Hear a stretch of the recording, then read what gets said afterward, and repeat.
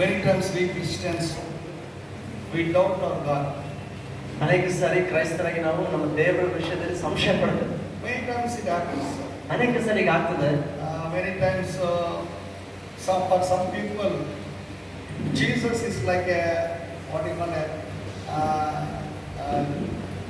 call like a, sometimes I tell that it is for some people it is like a what do you call security guard.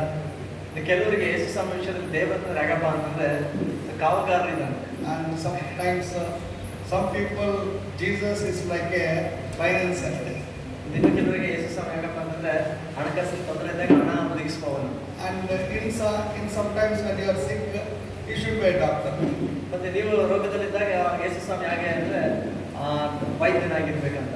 Many of us, most of the people, we treat Jesus as if he is some helper in the time of need. ನಮ್ಮಲ್ಲಿ ಅನೇಕರು ಈ ರೀತಿಯಾಗಿ ಯೇಸು ಸ್ವಾಮಿ ವಿಷಯದಲ್ಲಿ ನಮ್ಮ ಅವಶ್ಯಕತೆಗಳ ಸಮಸ್ಯೆಗಳು ಬಂದಾಗ ಆತನಿಗೆ ಸಹಾಯ ಮಾಡುವವನು ಅಷ್ಟು ಮಟ್ಟಿಗೆ ಮಾತ್ರ ಅದರ ಕುರಿತು ಆಲೋಚನೆ ಮಾಡಿ. How many of us we take Jesus as a person who is everything for me? ಅಂದ್ರೆ ನಮ್ಮಲ್ಲಿ ಎಷ್ಟು ಜನ ಯೇಸು ಸ್ವಾಮಿ ಬಗ್ಗೆ ಆತ ನನ್ನ ಸರ್ವಸ್ವ ಅಂತೇಳಿ ನಾವು ಅಂದ್ಕೊಳ್ತಾ ಇದ್ದೀವಿ. He cares and he takes care of me. ಆತ ನಮ್ಮ ಕುರಿತು ನೋಡುವಂತನು, ನಮ್ಮ ಕುರಿತು ಶ್ರದ್ಧೆ ವಹಿಸ್ತಾನೆ ಎಂಬುದಾಗಿ ನಾವು ನಂಬ್ತಾ ಇದ್ದೀವಿ. So he is not a blind God. ಆತನು ಕುರುಡಾಗಿರುವ ದೇವರಲ್ಲ. Many times we are blind. ಅನೇಕ ಸರಿ ನಾವು ಕುರುಡರಾಗಿರ್ತೀವಿ. We don't give respect to God and we don't go to him as a child or as a son or a daughter in the presence of God. ದೇವರ ಸಮ್ಮುಖದಲ್ಲಿ ನಾವು ದೇವರ ಮಕ್ಕಳಾಗಿ ನಾವು ದೇವರಿಗೆ ವಿಧೇಯರಾಗಿ ನಾವು ಹೋಗೋದಿಲ್ಲ ಅನೇಕ ಸರಿ. Because nowadays I am seeing many Christians, they have taken God as a granted. ದಿನಗಳು ನೋಡುವಾಗ ಅನೇಕ ಕ್ರೈಸ್ತರು ದೇವರ ವಿಷಯಕ್ಕೆ ಬಂದರೆ ಬಹಳ ತುಂಬಾ ಹಗುರವಾಗಿ ತೆಗೆದುಕೊಳ್ತಾರೆ. And many times they don't want to take Jesus very seriously. ಯೇಸು ಸ್ವಾಮಿ ವಿಷಯದಲ್ಲಿ ಬಹಳ ಗಂಭೀರವಾಗಿ ಅವರು ಎಣಿಸ್ತಾ ಇಲ್ಲ. So they are thinking that Jesus is God who listens and answers my prayers when I pray. ನಾನು ಪ್ರಾರ್ಥಿಸುವಾಗ ನನ್ನ ಕಷ್ಟದಲ್ಲಿ ದೇವರ ಪ್ರಾರ್ಥನೆ ಕೇಳಿ ಯೇಸು ಸ್ವಾಮಿ ಉತ್ತರಿಸ್ತಾನೆ ಅಂತ ಅಷ್ಟು ಮಟ್ಟಿಗೆ ಮಾತ್ರ ಆಲೋಚನೆ ಮಾಡ್ತಾರೆ. And some people, they are the directors for Jesus. ಇನ್ನು ಕೆಲವರು ಯಾಕಪ್ಪ ಅಂತಂದ್ರೆ ದೇವರಿಗೆ ಅವರೇ ನಿರ್ದೇಶಕರಾಗಿರ್ತಾರೆ. God doesn't see, they don't want to obey to God. ಆದ್ರೆ ಅವರು ದೇವರಿಗೆ ಅವರು ಒಳಗಾಗೋದಿಲ್ಲ, ವಿಧೇಯರಾಗಿ ನಡೆಯಲ್ಲ. But they will instruct God, you do like this. ಆದ್ರೆ ಅವರು ದೇವರಿಗೆ ಸೂಚನೆಗಳು ಕೊಡ್ತಿರ್ತಾರೆ, ಹಿಂಗ್ ಮಾಡಿದ್ರೆ ಬೇಸ್ ದೇವ್ರ ಹಂಗ್ ಮಾಡಿ ಸ್ವಾಮಿ ಅಂತ. When God doesn't work out like that, then they say God is very angry. ಮತ್ತೆ ಅವ್ರು ಅಂದ್ಕೊಂಡಾಗ ದೇವ್ರ ಕೆಲಸ ಮಾಡಿಲ್ಲ ಅಂತಂದ್ರೆ ಅವಾಗ ದೇವ್ರ ವಿಷಯದಲ್ಲಿ ಗುಣಗುಡ್ತಾರೆ, ದೇವರಿಗೆ ನನ್ನ ಮೇಲೆ ಬಹಳ ಕೋಪ ಇದೆ. And they stop going to the church fellowship. ಮತ್ತೆ ನಾನು ಯಾಕೆ ಪ್ರಾರ್ಥನೆ ಮಾಡ್ಬೇಕು, ಯಾಕೆ ಚರ್ಚ್ಗೆ ಹೋಗ್ಬೇಕು ಅಂತ ಹೇಳಿದ್ರೆ ಸಾಂಸಕ್ಕೆ ಬರೋದು ಚರ್ಚ್ ಹೋಗೋದು ಬಿಟ್ಬಿಡ್ತಾರೆ. And they don't want to go to the presence of God. ಮತ್ತೆ ದೇವರ ಸನ್ನಿಧಿಗೆ ಹೋಗ್ಬೇಕೆಂಬುದಾಗಿ ಬಯಸುವುದಿಲ್ಲ. But one thing is, our God is a loving God. ಅದು ಒಂದು ವಿಷಯ ಸತ್ಯ ಏನಂದ್ರೆ ನಮ್ಮ ದೇವರು ಅದನ್ನು ಪ್ರೀತಿಸುವ ದೇವರಾಗಿದ್ದಾರೆ. If he doesn't love me, definitely would have given us or he would have made it to die. ಒಂದು ವೇಳೆ ದೇವರನ್ನು ಪ್ರೀತಿಸಿಲ್ಲ ಅಂತಂದ್ರೆ ಅದು ಖಚಿತವಾಗಿ ಬಹುಶಃ ನಮ್ಮನ್ನ ಶಪಿಸಬಹುದು ಅಥವಾ ಏನು ಸಾಹಿತ್ಯ ಮಾಡಬಹುದು. Nowadays I see many people, the non-believers, they are having more what you call bhakti than anybody else. ಮತ್ತೆ ಈ ದಿನಗಳಲ್ಲಿ ಮುಖ್ಯವಾಗಿ ಅನ್ಯ ಜನಗಳು ಅವಿಶ್ವಾಸಿಗಳು ನೋಡ್ತಾ ಇದ್ರೆ ಅವರು ಬೇರೆ ಯಾರಿಗಿಂತಲೂ ಹೆಚ್ಚಾಗಿ ಅಂದ್ರೆ ವಿಶ್ವಾಸಕ್ಕಿಂತ ಹೆಚ್ಚಾಗಿ ಲೋಕದ ವಿಷಯಗಳಲ್ಲಿ ಬಹಳ ಭಕ್ತಿವಂತರಾಗ್ತಾ ಇದ್ದಾರೆ, ಭಕ್ತಿ ತೋರಿಸ್ತಾ ಇದ್ದಾರೆ ಲೋಕದ ವಿಷಯಗಳಲ್ಲಿ. So they are having that fear, not because of anything. Why they go to the God? Because that if I don't go, if I don't do like this, where the curse will come upon me. ಅವ್ರಿಗಿರೋ ಒಂದೇ ಒಂದು ಭಯ, ಅಷ್ಟು ಭಕ್ತಿ ತೋರಿಸ್ಲಿಕ್ಕೆ ಏನಂತಂದ್ರೆ ನಾನು ಈಗ ಹೋಗಿಲ್ಲ ಅಂದ್ರೆ ನನಗ ಪೂಜೆ ಮಾಡಿಲ್ಲ ಅಂತಂದ್ರೆ ಎಲ್ಲಿ ನನ್ನ ಮೇಲೆ ದೇವ್ರ ಶಾಪ ಬಂದ್ಬಿಡುತ್ತೇನೋ ಅಂತ ಅಷ್ಟಕ್ಕೆ. Out of fear they will go to the presence of God. ಈ ರೀತಿಯ ಭಯದಿಂದ ಅವರು ದೇವರ ಅವಗಳ ಬಳಿಗೆ ಹೋಗ್ತಾರೆ. If any Christian comes to the presence of the fear, I say that you are wrong. ಮತ್ತೆ ಯಾವ ಕ್ರೈಸ್ತನಾದ್ರೂ ಒಂದು ವೇಳೆ ಅಂತ ರೀತಿಯ ಭಯ ಇಟ್ಕೊಂಡು ನೀನು ದೇವರ ಬಂದ್ರೆ ಬರ್ತಿರೋದು ಸರಿಯಲ್ಲ. So many times I see that Christians are becoming more worse than the non-believers. ಅನೇಕ ಸಲ ನೋಡ್ತಾ ಇದ್ರೆ ಈ ಅವಿಶ್ವಾಸಗಳಿಗಿಂತಲೂ ಕ್ರೈಸ್ತರು ತುಂಬಾ ಹದಗೆಡ್ತಾ ಇದ್ದಾರೆ. They are having so many what you call fears and they are compromising with the world. ಮತ್ತೆ ಈ ಲೋಕದ ವಿಷಯದಲ್ಲಿ ನೋಡುವಾಗ ರಾಜಿ ಆಗ್ತಾ ಇದ್ದಾರೆ, ಮತ್ತೆ ಕೆಲವು ವಿಷಯಗಳು ತುಂಬಾ ಅವರು ಅಷ್ಟು ಭಯಗ್ರಸ್ತರಾಗ್ತಾ ಇದ್ದಾರೆ. How many people they are really standing for God and not standing for persecution? I'm telling you, in your difficulties, in your time of trouble, how much you are depending upon God. ನಿಮಗೆ ಯೇಸು ಸ್ವಾಮಿ ನಿಮಿತ್ತವಾಗಿ ಬರುವ ಹಿಂಸೆಗಳ ವಿಷಯದಲ್ಲಿ ಅಂತ ಅಲ್ಲ, ಆದರೆ ನಿಮ್ಮ ಜೀವನದಲ್ಲಿ ಸಾಧಾರಣವಾಗಿ ಬರುವಂತಹ ಸಮಸ್ಯೆಗಳು, ಹೋರಾಟಗಳು, ಆ ಕಷ್ಟದ ಪರಿಸ್ಥಿತಿಯಲ್ಲಿ ಎಷ್ಟು ಜನ ನಿಜವಾಗ್ಲೂ ದೇವರಿಗೋಸ್ಕರ ದೃಢವಾದ ವಿಶ್ವಾಸದಿಂದ ನಾವು ನಿಂತ್ಕೊಳ್ತಾ ಇದೀವಿ. Instead of depending upon God, we doubt God. ನೋಡ್ರಿ, ದೇವರ ಮೇಲೆ ನಾವು ನಂಬಿಕೆ ಇಡೋದ್ರ ಬದಲಾಗಿ ದೇವರ ವಿಷಯದಲ್ಲಿ ನಾವು ಸಂಶಯವನ್ನು ವ್ಯಕ್ತಪಡಿಸ್ತೀವಿ. Many times 100% I will tell each one of us, we doubted more than depending on God. ನಾನು ಖಚಿತವಾಗಿ ಹೇಳ್ತೀನಿ, ನಮ್ಮಲ್ಲಿ ಅನೇಕರು ದೇವರ ಮೇಲೆ ಹಾಕಿಕೊಳ್ಳೋದ್ರ ಬದಲು ಅಥವಾ ಪರಿಸ್ಥಿತಿಯಲ್ಲಿ ನಿಜವಾಗ್ಲೂ ದೇವರಿಂದ ಪ್ರಾರ್ಥನೆ ಕೇಳ್ತಾನೆ ಅಂತ ಹೇಳಿ ದೇವರ ಮೇಲೆ ಅನುಮಾನ ಪಡ್ತೀವಿ. When you doubt, you will have so many questions in your life. ನೀವು ಯಾವಾಗ ಆ ರೀತಿ ಸಂಶಯ ಪಡ್ತೀರೋ ನಿಮ್ಮ ಹೃದಯದಲ್ಲಿ ಅನೇಕ ಪ್ರಶ್ನೆಗಳು ಬರ್ತವೆ. That's why we say that God doesn't fear me. ಅದಕ್ಕೆ ನಾವು ಹುಡುಗುತ್ತಿರ್ತೇವೆ ಅವಾಗ ಏನಂತ, ದೇವ್ರನ್ನ ಅಂದ್ರೆ ದೇವರಿಗೆ ಇಷ್ಟ ಇಲ್ಲ, ಶ್ರದ್ಧೆ ಇಲ್ಲ, God doesn't love me. ದೇವರನ್ನು ಪ್ರೀತಿಸೋದಿಲ್ಲ. Sometimes I will ask some people why you are not coming. They will give so many reasons. ಕೆಲವ್ರನ್ನ ಕೇಳಿದಾಗ ಯಾಕೆ ನೀವು ಬರ್ತಾ ಇಲ್ಲ ಅಂತ ಕೇಳಿದ್ರೆ ಅವ್ರು ಬಹಳಷ್ಟು ಕಾರಣಗಳನ್ನು ಕೊಡ್ತಾರೆ. I thought God will do this thing or that thing. He has not answered me. They will give some time limit to Jesus. ದೇವರಿಗೆ ಕೆಲವೊಂದು ಸಮಯಗಳು ಕೊಟ್ಟು ಇಷ್ಟು ಕಾಲದಲ್ಲಿ ದೇವರು ಈ ಕೆಲಸ ಮಾಡಿಲ್ಲ, ಪ್ರಾರ್ಥನೆ ದೇವ್ರು ಕೇಳ್ತಾ ಇಲ್ಲ ಅಂತ. Especially the young boys, the young girls also like that only. ಮುಖ್ಯವಾಗಿ ಯವನ ಸ್ತ್ರೀಯರು, ಯವನ ಪುರುಷರು, ಯವನ ಸ್ತ್ರೀಯರು ಈ ರೀತಿಯಲ್ಲಿ ಇದ್ದಾರೆ. So like that we are not really loving God or depending on God. ಈ ರೀತಿ ನಾವು ನೋಡ್ತಾ ಇದ್ರೆ ನಾವು ನಿಜವಾಗಿ ದೇವರನ್ನ ಹಾಕೊಳ್ತಾ ಇಲ್ಲ, ದೇವರನ್ನು ನಿಜವಾಗಿ ನಾವು ಪ್ರೀತಿಸ್ತಾ ಇಲ್ಲ. I doubt if really persecution comes to us, how many of us we will stand on the day of persecution. ಈಗ ಆಲೋಚನೆ ಮಾಡಿದ್ರೆ ನಿಜವಾಗಿ ಯೇಸು ಸ್ವಾಮಿ ಹೆಸರು ನಿಮಿತ್ತವಾಗಿ ಅದಕ್ಕೋಸ್ಕರ ಹಿಂಸೆಗಳು ನಮ್ಮ ಮೇಲೆ ಬಂದ್ರೆ ನಮ್ಮಲ್ಲಿ ಎಷ್ಟು ಜನ ನಿಜವಾಗಿ ಅದಕ್ಕೋಸ್ಕರ ದೃಢವಾಗಿ ವಿಶ್ವಾಸ ನಿಂತ್ಕೊಳ್ತೀವಿ. Somebody said that we will give this amount, we give means that our people are ready to give. ಯಾರು ಈಗ ಹೇಳಿದ್ರು, ಯೇಸು ಸ್ವಾಮಿ ನೀನು ಬಿಡ್ಬೇಕಂತಂದ್ರೆ ಇಷ್ಟ ಹಣ ಕೊಡ್ತೀವಿ ಬಿಟ್ಬಿಡ ಅಂತಂದ್ರೆ ನಮ್ಮವರು ಅದಕ್ಕೂ ರೆಡಿ ಆಗಿದ್ರು ಬಿಟ್ಬಿಡ್ರಿ. And somebody was telling a Judah Ikralena, church of Dandikuna Judah. Recently one person was telling me. So they are like that. So ಅಂದ್ರೆ ಯಾವ ರೀತಿ ಹೆಸರು ಹಿಡ್ಕೊಂಡು ದ್ರೋಹ ಮಾಡಿದಲ್ಲ ಇಸ್ಕರಿಯೋತ ಅಂತವ್ರು ಬೇರೆ ಎಲ್ಲೆಲ್ಲ ಚರ್ಚ್ ಒಳಗೆ ಬಹಳ ಜನ ಇದಾರೆ ಅಂತ ಹೇಳ್ತಾರೆ. I am very sorry actually why I am very plainly today I am telling because you should not do such kind of mistakes and you should not become a useless Christian in the sight of God. ನಾನು ಯಾಕೆ ಇದನ್ನ ನೇರವಾಗಿ ಹೇಳ್ತೀನಿ ಅಂತಂದ್ರೆ ನಾವು ಎಷ್ಟು ಮಾತ್ರ ಕೂಡ ಆ ರೀತಿ ಆಗಬಾರ್ದು, ಅಯೋಗ್ಯರಾಗಬಾರ್ದು ದೇವರ ವಿಷಯದಲ್ಲಿ. Because we are in the end times. ಯಾಕಂದ್ರೆ ನಾವು ಕೊನೆ ದಿನಗಳಲ್ಲಿ ಇದ್ದೀವಿ. Because somebody was telling me. ಯಾರು ನನಗೆ ಹೀಗೆ ಹೇಳ್ತಾ ಇದ್ರು, now the church has to grow means you have to give a very good messages which will make them to feel comfortable in the church. ಅವ್ರು ಹೇಳೋ ಮಾತೇನಂತಂದ್ರೆ ಇವತ್ತು ಸಭೆಯಲ್ಲಿ ಜನರ ಸಂಖ್ಯೆ ಜಾಸ್ತಿ ಆಗ್ಬೇಕಂತಂದ್ರೆ ಎಂತ ಸಂದೇಶ ಕೊಡ್ಬೇಕಪ್ಪ ಅಂದ್ರೆ ಅವ್ರಿಗೆ ಅನುಕೂಲಕರವಾಗಿರ್ತಕ್ಕಂಥ ಅವ್ರನ್ನ ಸಂತೋಷ ಪಡಿಸುವ ಸಂದೇಶಗಳನ್ನ ಕೊಡಬೇಕು. Closing the eyes, the pastor said, Amma, you are praying, you are closing your eyes, you are looking dark, you are seeing in the dark. God wanted to give to our things, then they will feel happy. ಯಾವ್ಯಾವ pastor ಅವ್ರ ಪ್ರಾರ್ಥನೆ ಯಾರಿಗೋಸ್ಕರ ಪ್ರಾರ್ಥನೆ ಮಾಡುವಾಗ ಕಣ್ಣು ಮುಚ್ಚಿಕೊಂಡು ಪ್ರಾರ್ಥನೆ ಮಾಡುವಾಗ ದೇವ್ರಿಗೆ ಏನು ಮನೆ ಕೊಡ್ತಾನ ಮುಂದೆ ಅಂತ ಆ ಥರ ಹೇಳಿದ್ರೆ ತುಂಬಾ ಸಂತೋಷ ಆಗ್ತದೆ. ಕಣ್ಣು ಮುಚ್ಚಿದ್ರೆ ಕತ್ಲೆ ಕಾಣಿಸುತ್ತೆ, ಬೆಳಕು ಕಾಣಿಸಲ್ಲ, ಕತ್ಲೆ ಕಾಣಿಸೋದು. ಪಾಪ ಈತ ಹೇಳ್ತಾನ ನೀನು ಕತ್ಲೆ ಕಾಣಿಸೋದಿದೆ ಅದರಲ್ಲಿ 2 ಮನೆಗಳು ಬರ್ತಾ ಇದ್ರೆ ಇವ್ರಿಗೆ ಸಪ್ಪಟ್ಟು ಹೊಡೆ ಬಾ ನನಗೆ ಇದೇ ಮೋಸ ಹೋಗೋದು. ನಾವು ಇದು ನಮ್ಮ ಜೀವಿತದಲ್ಲಿ ನಡೀತದೆ. ಐ ವೆರಿ ಸಾರಿ ಇವತ್ತು ಯಾಕೆ ನಾನು ಅನ್ಕೊಂಡಿಲ್ಲ, but God wanted to tell this. ಆದರೆ ಈ ವಿಷಯ ನಿಜವಾಗ್ಲೂ ನಾವು ಗಮನಿಸಬೇಕಾದ ವಿಷಯವಾಗಿದೆ. Many times we doubt God. ಅನೇಕ ಸಲ ದೇವರ ವಿಷಯದಲ್ಲಿ ಸಂಶಯ ಪಡ್ತಾರೆ. But Bible clearly says God doesn't change in His love towards you. ದೇವರ ವಾಕ್ಯ ಸ್ಪಷ್ಟವಾಗಿ ಹೇಳ್ತದೆ, ನಿಮ್ಮ ಕಡೆಗಿರುವ ದೇವರ ಪ್ರೀತಿ ವಿಷಯದಲ್ಲಿ ದೇವರಾದರೂ ಬದಲಾಗುವುದಿಲ್ಲ. You will forget, but God will never forget. ನೀನು ಮರ್ತೋಗ್ತೀಯ, ಆದ್ರೆ ದೇವರು ನಿನ್ನನ್ನು ಮರ್ತೋಗೋದಿಲ್ಲ. So He is a God, unchanging God. ನೋಡ್ರಿ, ಆತನ ಎಂದಿಗೂ ಬದಲಾಗದ ದೇವರು. His love is ever with us. ಆತನ ಪ್ರೀತಿ ನಮ್ಮೊಂದಿಗೆ ನಿರಂತರವಾಗಿರುವಂಥದ್ದು. That's why First Peter chapter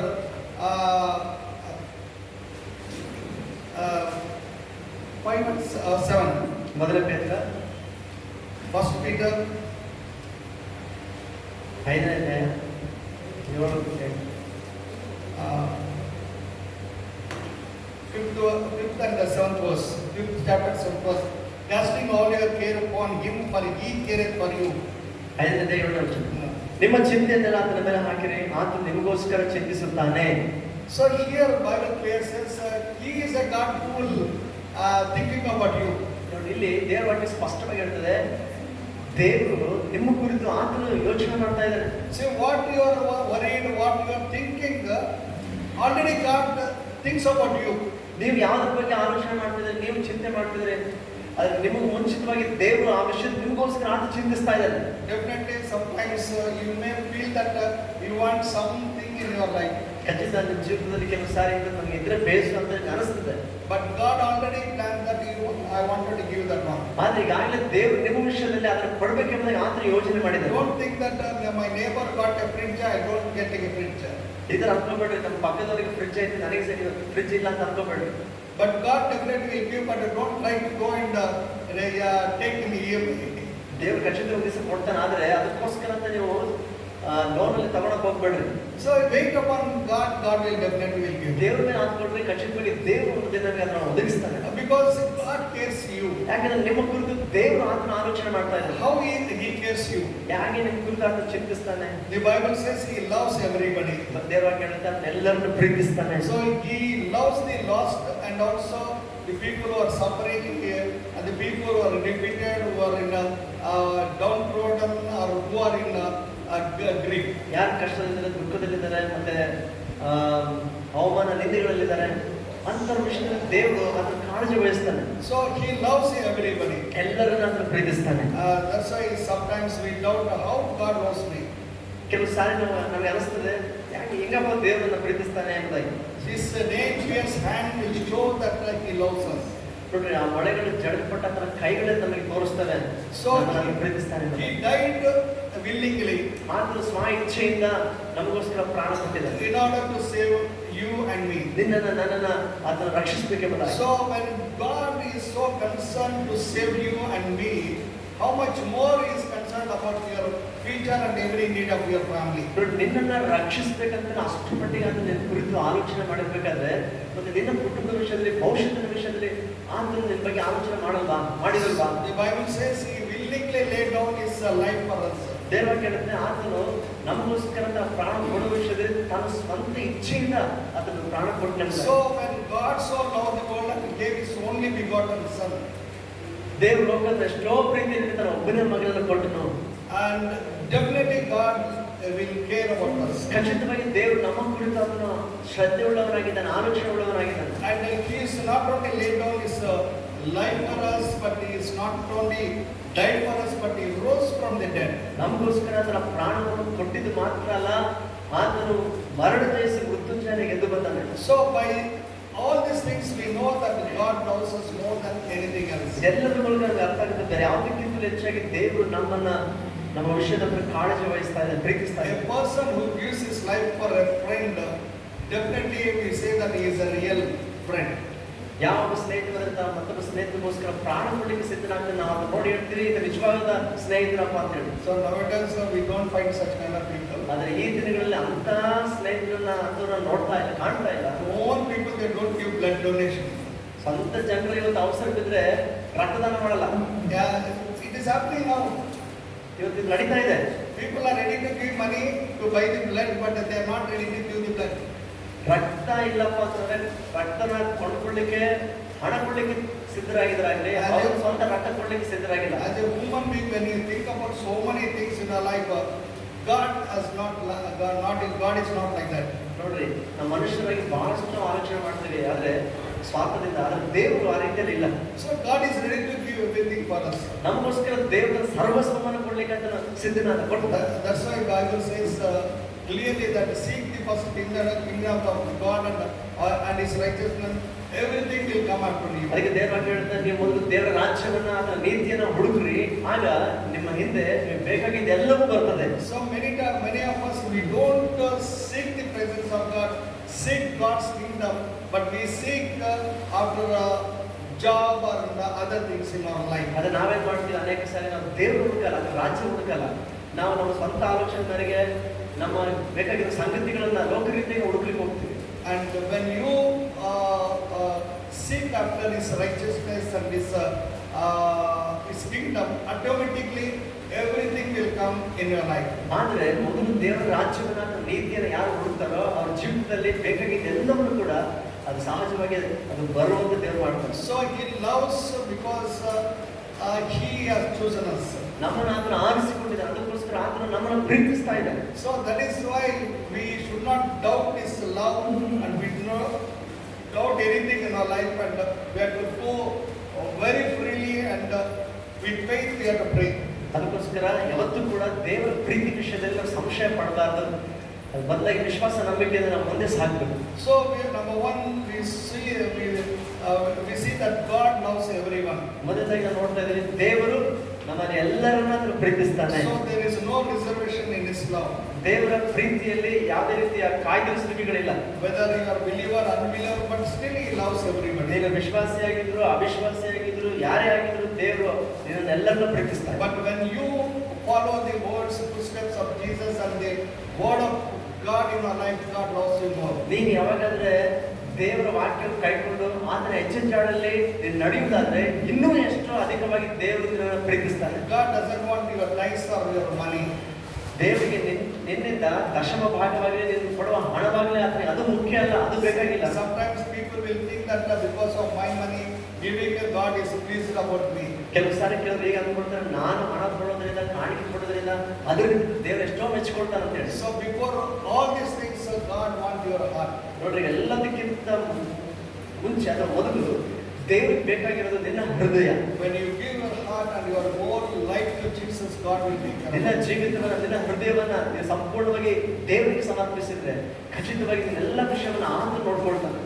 In the Bible we see how God loves. ನಾವು ಬೈಬಲ್ ನೋಡ್ತೀವಿ ಯಾವ ರೀತಿ ದೇವರು ಪ್ರೀತಿಸ್ತಾನೆ. I wanted to show on 4 instances and tell you, make you understand how God loves you. ಯಾವ ರೀತಿ ದೇವರು ಪ್ರೀತಿಸ್ತಾನೋ ಅದರಲ್ಲಿ ಅರ್ಥ ಆಗಲಿಕ್ಕೋಸ್ಕರ ನಾನು 4 ಘಟನೆಗಳನ್ನ ನಿಮ್ಮೊಟ್ಟಿಗೆ ಹಂಚ್ಕೊಳ್ತೇನೆ. So many times we see that you feel that you are lonely. ಅನೇಕ ಸಾರಿ ನೀನು ಅಂದ್ಕೊಳ್ತೀನಿ ನನಗೆ ಯಾರು ಇಲ್ಲ, ನಾನು ಒಬ್ಬಟ್ಟಿಗೆನಾಗಿದ್ದೀನಿ ಅಂತ. So God loves a lonely person. ನೋಡಿ, ದೇವರು ಆ ಏಕಾಂಗಿ ಅಥವಾ ಒಬ್ಬಟ್ಟಿಗೆ ನಾನು ಅಂದ್ಕೊಳ್ತಾರೋ ಯಾರು ಇಲ್ಲ ಅಂತ ಅವ್ರನ್ನ ಪ್ರೀತಿಸ್ತಾನೆ. So nowadays people feels very lonely. ಈ ದಿನಗಳಲ್ಲಿ ನೋಡುವಾಗ ಜನ ಅವ್ರು ಏಕಾಂಗಿಯಾಗಿ ಅವ್ರಿಗೆ ಅನಿಸ್ತಾ ಇದೆ. They have everything, but still they feel that loneliness. ಅವ್ರಿಗೆ ಬೇಕಾಗಿದ್ದು ಎಲ್ಲ ಇದೆ, ಆದ್ರೂ ಕೂಡ ಅದು ಹೃದಯದಲ್ಲಿ ಎಲ್ಲ ಒಂದು ಕಡೆಗೆ ನನಗೆ ಯಾರು ಇಲ್ಲ ಅಂತ ಭಾವನೆ. Because of the situations they feel lonely.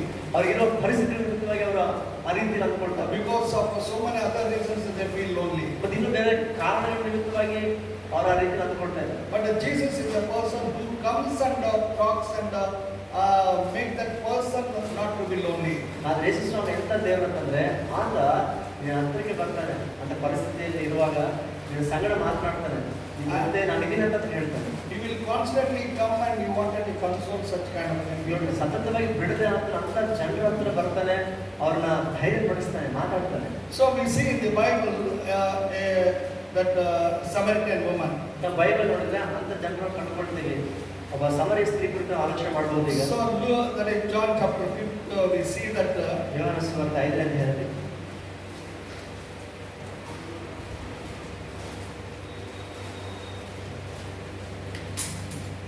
so we see that there a Samaritan woman came to draw the water. ಅಲ್ಲಿ ನಮಗೆ ಗೊತ್ತು, ಸಮರಿಯ ಸ್ತ್ರೀ ಆಕೆ ಮಧ್ಯಾಹ್ನ ವೇಳೆಯಲ್ಲಿ ಆ ಬಾವಿ ಹತ್ರ ಬಂದು ನೀರು ಸೇರೋದಕ್ಕೋಸ್ಕರ. And when she came near that thing, Jesus was talking to her. ಅಲ್ಲಿ ಆಕೆ ಬಂದಾಗ ಯೇಸು ಸ್ವಾಮಿ ಅಲ್ಲಿ ಇರೋದನ್ನ ನೋಡ್ತಿದೆ. So we see that this woman came there in order to draw water when nobody comes to that time. ನೋಡ್ರಿ, ಆ ಸಮಯದಲ್ಲಿ ಎಂತ ಸಮಯ ಆಗಿತ್ತು, ಮಧ್ಯಾಹ್ನ ವೇಳೆ ಆಗಿತ್ತು. fourth chapter. 4ನೇ ಅಧ್ಯಾಯದಲ್ಲಿ ನೋಡ್ತೇವೆ ವಿಷಯವನ್ನ. So she came near that well in order to draw water. ಹಾಗೆ ಆ ಮಧ್ಯಾಹ್ನ ವೇಳೆ ಯಾವೆಲ್ಲ ಸಮಯದಲ್ಲಿ ಆ ಬಾವಿ ಹತ್ರ ಬಂದಾಳೆ ನೀರು ಸೇದೋದಕ್ಕೋಸ್ಕರ. Jesus knew that she was living a lonely life. ಯೇಸು ಸ್ವಾಮಿಗೆ ಗೊತ್ತು ಆಕೆ ಒಬ್ಬ ಏಕಾಂಗಿ ಒಂಟಿತನ ಜೀವನ ಜೀವಿಸ್ತಾ ಇದ್ದಾಳೆ. We know how the conversation went on. ನಮಗೆ ಗೊತ್ತು ಅಲ್ಲಿ ಯೇಸು ಸ್ವಾಮಿ ವಸತಿ ಮಂದಿರ ಸಂಭಾಷಣೆ ಹೇಗೆ Many ನಡೆಯಿತು. times you heard about that incident what has happened. ಅಲ್ಲಿ ನಡೆದ ಘಟನೆ ಬಗ್ಗೆ ನೀವು ಅನೇಕ ಸರಿ ಕೇಳಿಸ್ಕೊಂಡಿರ್ತೀರಿ. But Jesus asked, you wanted the living waters, no, I will give. Go and bring your husband. ಯೇಸು ಸ್ವಾಮಿ ಕೊನೆಗೆ ಹೇಳಿದ ನಿನಗೆ ಜೀವಕರ ನೀರನ್ನು ಕೊಡ್ತೀನಿ, ಮೊದಲು ಹೋಗಿ ನಿನ್ನ ಗಂಡ ಕರ್ಕೊಂಬ. And she says that I don't have a husband. ಆಗ ಆಕೆ ಒಪ್ಕೊಂಡು ನನಗೆ ಗಂಡನಿಲ್ಲ. But immediately Jesus said, you had husbands before also. ಯೇಸು ಸ್ವಾಮಿ ತಕ್ಷಣ ಹೇಳಿದ ನಿನಗೆ ಮುಂಚೆ 5 ಮಂದಿ ಗಂಡಂದಿದ್ರು. And she knows that Jesus knew that though they were there, they are not the real person who are giving happiness in her life. ದೇವರಿಗೆ ಚೆನ್ನಾಗಿ ಗೊತ್ತು ಆಕೆ ಪರಿಸ್ಥಿತಿ ಏನಂತೇಳಿ.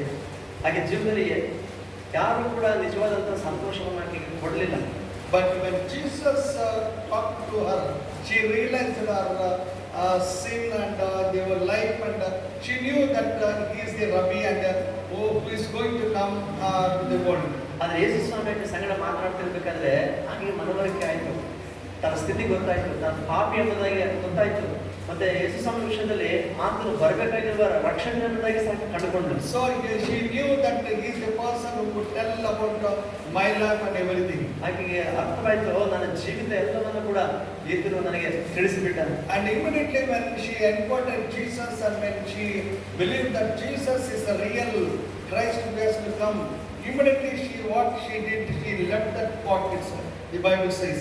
ದೇವರ ಮಕ್ಕಳು ನೋಡ್ತೀವಿ, ಯಾವಾಗಂದ್ರೆ ಯೇಸು ಸ್ವಾಮಿ ತನ್ನ ಎದುರಿಗಿರುವ ಆತನೇ ಆ ಮೆಸ್ಸೈ ಅಂತ ಗೊತ್ತಾದ ತಕ್ಷಣ ಆಕೆ ಆ ಬಾವಿ ಹತ್ರ ಕೊಡವನ ಅಂತ ಬಿಂದಿಗೆನ ಬಿಟ್ಬಿಟ್ಲು. John chapter 4, 27, 28. And upon this came his disciples marveled that he talked with the woman. Yet no man said, what seeketh thou? Why talkest thou with her? The woman then left her water pot and went her way into the city and said to the man, come, see a man which told me all things that ever I did. Is not this the Christ? ಯೋಹಾನ 4:27-28. ಅಷ್ಟರೊಳಗೆ ಆತನ ಶಿಷ್ಯರು ಬಂದು ಆತನು ಒಬ್ಬ ಹೆಂಗಸಿನ ಸಂಗಡ ಮಾತನಾಡುತ್ತಿರುವುದನ್ನು ಕಂಡು ಆಶ್ಚರ್ಯಪಟ್ಟರು. ಆದರೂ ನಿನಗೆ ಏನು ಬೇಕು, ಆಕೆ ಸಂಗಡ ಯಾಕೆ ಮಾತಾಡುತ್ತಿ ಎಂದು ಒಬ್ಬರೂ ಕೇಳಲಿಲ್ಲ. ಆಗ ಆ ಹೆಂಗಸು ತನ್ನ ಕೊಡವನ್ನು ಅಲ್ಲೇ ಬಿಟ್ಟು ಊರೊಳಕ್ಕೆ ಹೋಗಿ ಜನರಿಗೆ, ಅಲ್ಲಿ ಒಬ್ಬನಿದ್ದಾನೆ, ನಾನು ಇದುವರೆಗೆ ಮಾಡಿದ್ದನ್ನೆಲ್ಲ ನನಗೆ ಹೇಳಿದನು, ಬಂದು ಆತನನ್ನು ನೋಡಿರಿ, ಬರ್ತಕ್ಕ ಕ್ರಿಸ್ತನು ಅವನೇ ಏನೋ ಎಂದು ಹೇಳಲು. And she is the first evangelist in the Bible. Bible ನೋಡುವಾಗ ಆಕೆಯ ಮೊದಲ ಸುವಾರ್ತಿಕಳು. And she left the pot and she went into the town in order to tell about Jesus. ಕೊಡವನ್ನು ಅಲ್ಲೇ ಬಿಟ್ಬಿಟ್ಟು ಆ ಊರಿಗೆ ಓಡಿ ಹೋಗ್ತಿದ್ದಾಳೆ ಯೇಸುವಿನ ಕುರಿತು ಸಾರಲಿಕ್ಕಾಗಿ. So how many of us we are like that? ನಮ್ಮಲ್ಲಿ ಎಷ್ಟು ಜನ ನಾವು ಆ ರೀತಿಯಲ್ಲಿ ಇದ್ದೀವಿ? God has encountered us and saved us. ನೋಡಿ, ದೇವರು ನಮ್ಮನ್ನ ರಕ್ಷಿಸಿದ್ದಾನೆ, ಬಿಡಿಸಿದ್ದಾನೆ.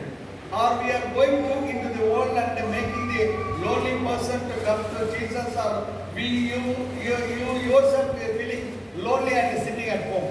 ಮತ್ತು ದೇವರು ನಮ್ಮನ್ನು ರಕ್ಷಿಸಿ ಕಾಪಾಡಿರ್ಬೇಕಾದ್ರೆ ಇವತ್ತು ನಾವು ಈ ಊರೊಳಕ್ಕೆ ಅಂದ್ರೆ ಈ ಲೋಕದೊಳಕ್ಕೆ ಹೋಗಿ ಅಂತ ಪರಿಸ್ಥಿತಿ ನೋಡಿ ಜನರಿಗೆ ನಾವು ಯೇಸುವನ್ನ ಪರಿಚಯ ಮಾಡ್ತಾ ಇದೀವ, ಅದರ ಕುರಿತು ಸಾರ್ತಾ ಇದೀವ. How many of us we are telling about Jesus to the other people? ಇತರ ಜನರಿಗೆ ನಾವು ಎಷ್ಟು ಜನ ನಾವು ಇತರರಿಗೆ ಯೇಸುವನ್ನ ಕುರಿತು ನಾವು ಹೇಳ್ತಾ ಇದೀವಿ?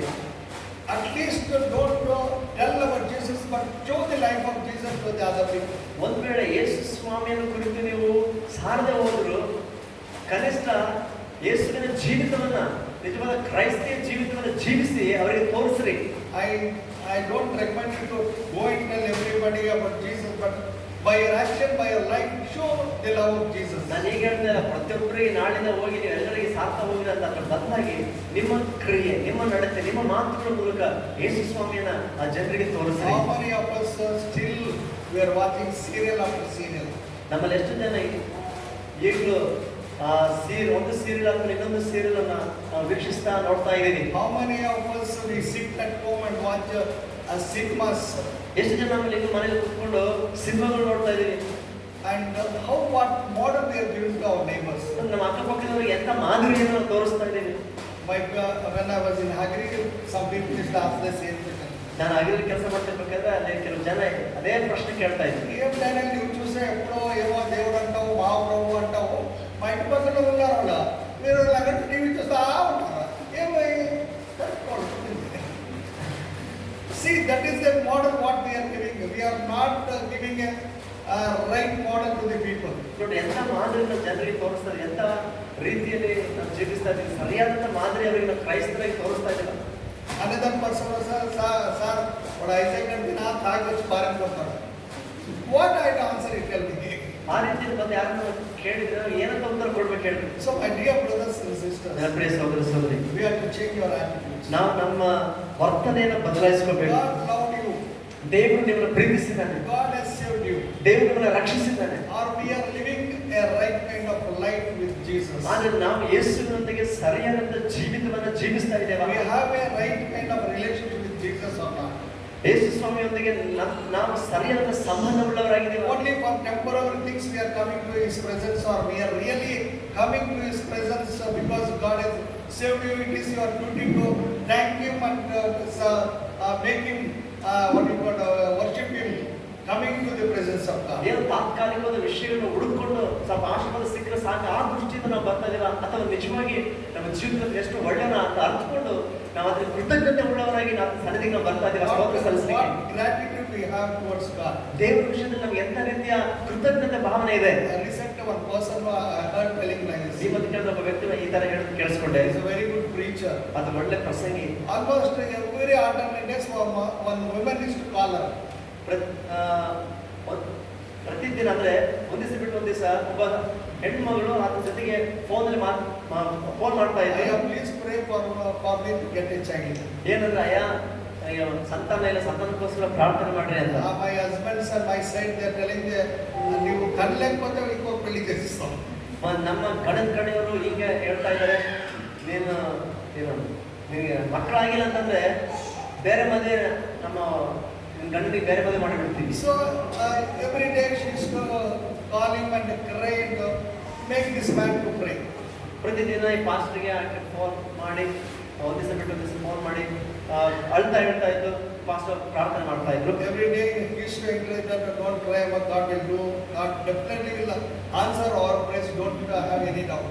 ಆಗ ಇವ್ರು ಸೇವಕರು ಕೂಡ ಹೇಳ್ತಾ ಇದ್ರು, ಚಿಂತೆ ಮಾಡಬೇಡ, ಮತ್ತೆ ದೇವರು ನಮ್ಮ ಪ್ರಾರ್ಥನೆ ಕೇಳ್ತಾನೆ, ಖಚಿತವಾಗಿ ದೇವರು ನಿಮಗೆ ಸಂತಾನ ಕೊಡ್ತಾನೆ. He says that how grateful we are towards God and also to the people. He was telling that example. ಆತ ಒಂದು ಉದಾಹರಣೆ ಹೇಳ್ತಾ ಇಲ್ಲ, ಅಂದ್ರೆ ನಾವು ದೇವರ ವಿಷಯದಲ್ಲಿ ಮತ್ತು ಮನುಷ್ಯರ ವಿಷಯದಲ್ಲಿ ಕೂಡ ಎಷ್ಟು ಮಟ್ಟಿಗೆ ನಾವು ಕೃತಜ್ಞತೆ ಉಳ್ಳವರಾಗಿದ್ದೀವಿ ಅಂತ ಹೇಳಿದಕ್ಕೋಸ್ಕರ 3 years she called and she got prayed.